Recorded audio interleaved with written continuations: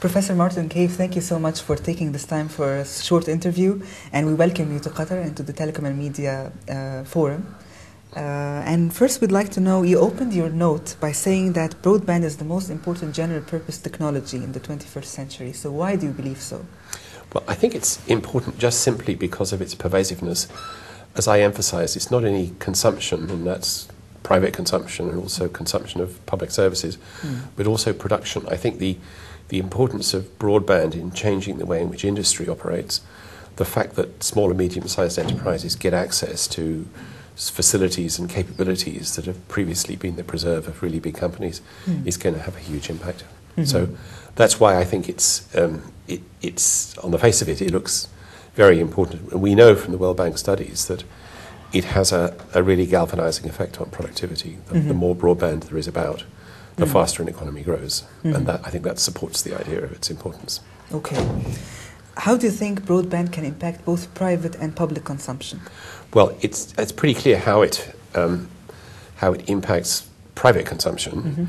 You know, we see that in the behaviour of especially the younger generation. They just spend their time on completely different things. Maybe they watch much less television. They actually produce their own output and transfer it on a peer-to-peer basis. The question of public consumption is really for the future mostly. I'm talking here of things like the use of broadband to monitor, say, the health of people at home rather than actually having them in hospital. I'm thinking of much better educational facilities delivered by broadband to people at home. I'm thinking of e-government, so the government can take people's views, or you can vote at home through broadband, and all sorts of things you can do. That is potentially huge in terms of dealing, for example, with an ageing population, which is a problem that public expenditure faces, and it hasn't really started yet. And obviously, the key to success in that area is to make sure that the people who need the service, which is perhaps make-up education, or it might be monitoring of older patients, that they actually have the broadband. So it's important to make sure that that's available universally. Okay. How important do you think is collateral investment when we speak about broadband? Well, I think that really follows from what I'm saying. There's no point in giving somebody a broadband connection unless they also have a device which they can use the broadband on. And traditionally that's been seen as the problem of ensuring that people have PCs. But we now know that there are all sorts of devices which are sort of extensions of mobile phones rather than extensions of the traditional fixed PC, which may be the relevant medium for actually getting broadband services into people's hands. So that's one very important form of collateral investment. And the other is the one I alluded to earlier, which is making sure that households universally know how to use the equipment. And I think treating the device as an extension of the mobile phone is very good, because mobile phones are really very pervasive. Everybody can cope with those. If you can see the problem of collateral investment in developing people's skills, they can deal with something which is an extension of a mobile phone, then it doesn't seem quite so terrifying. Okay.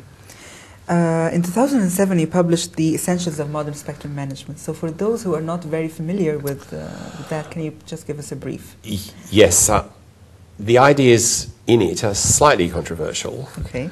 And they really stem from the fact that the growth of wireless means that spectrum, instead of being a kind of rather obscure resource of little significance except for aeronautical purposes through radar and things like that, spectrum has now become one of the main drivers of prosperity, you know, through the provision of broadband, mobile voice and things of that kind. So the question then becomes, in this era of shortage of spectrum, how do we ensure it's best used? And we make in the book arguments that I've made separately to a number of governments in Australia and Canada and the United Kingdom, where the United Kingdom government has actually accepted them, that the best way to do that is to introduce greater flexibility in spectrum use. And this is probably best described as in the first place having auctions for new spectrum, so that the spectrum goes to the company that can use them most efficiently. But then in an extension of that, allowing the spectrum that has fallen into the hands of a company through an auction, allowing that spectrum to be traded. So if that company is not making very good use of it, it can sell it.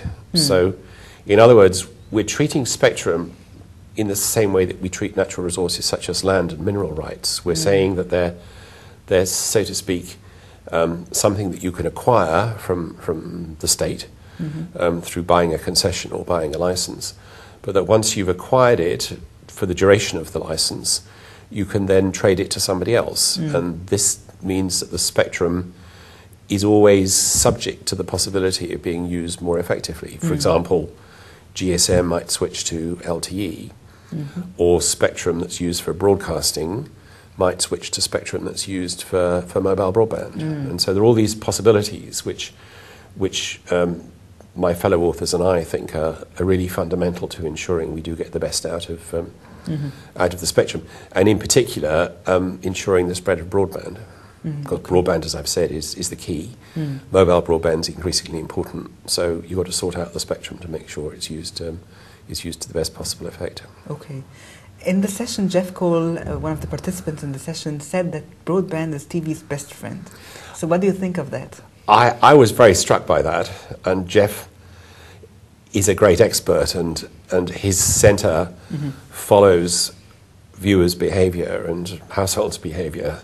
So I don't really feel in a position to dispute it, but I must confess I do find it quite challenging as an idea, because my observation of my children, for example, who are in their 20s, is that they tend not to watch television, but basically to make up their own occupation by surfing websites, by doing mashups, by dealing with Facebook and by things of that kind. So I'd have thought that conventional television, linear television, watching an evening's viewing starting at 6 p.m. and going on to 10 p.m., that would be a thing of the past. Okay. How do you think innovation and competition are linked when we speak about the telecom sector? Well, I think that competition is a huge spur to innovation. I think if you look at the way the sector's developed since we started introducing competition, I guess in some countries in the 80s, mobile became competitive pretty soon, and we saw mobile penetration rates go from 0 to 120, 150% within a period of something like 15 years. I find it very hard to believe that we would have achieved anything like that if we just had one phone operator. You could have any phone as long as it's black, no variations. So I think that if you look at industries which aren't competitive, some of which I study, like electricity transmission, the water sector, they tend to have very low levels of innovation. So I think innovation is not absolutely essential, but it's vital. Sorry, competition is not absolutely essential for innovation, but it's extremely important. Okay. You have advised the European Commission on broadband. So what do you think are the barriers to broadband adoption? Well, I think the real problem is that we've sorted out current generation broadband through ADSL in Europe. That's spreading pretty well. But it has limitations on speed. And if we're going to move to the next generation, we need to make massive investments. And the problem really is to create an incentive which would permit those investments to take place in a way which doesn't actually stifle the competition which we've got with current generation broadband. So it's sort of walking a line between getting the investment and also maintaining competition. And I think that's a huge regulatory challenge in Europe, and nobody knows quite how to resolve it. Okay. My final question, do you think one day will come when broadband will be so available and so speedy, and then we'll just think about it as electricity? Well, I think from an economic point of view, a lot of the costs associated with broadband are fixed costs, and they depend to any limited extent upon usage. So laying the fibres to the home, once you lay a fibre, then the cost of what you send over it is really pretty small. And if you're in an industry like that, when there are very substantial fixed costs but very low variable costs, then the natural outcome is going to be that people pay a fixed charge, and then the usage charge they pay for additional units or megabytes is pretty small. So I think the structure of the industry encourages that view, whereas paradoxically with energy, because energy relies increasingly upon a scarce resource, namely oil or gas, or something which generates carbon, which is now very unpopular. And the price of energy is actually going to go up. And so, strangely enough, while at the same time that people are not thinking about their broadband consumption, they may actually have to think a bit about their electricity consumption. Okay. Thank you so much for this lovely interview, and we welcome you to the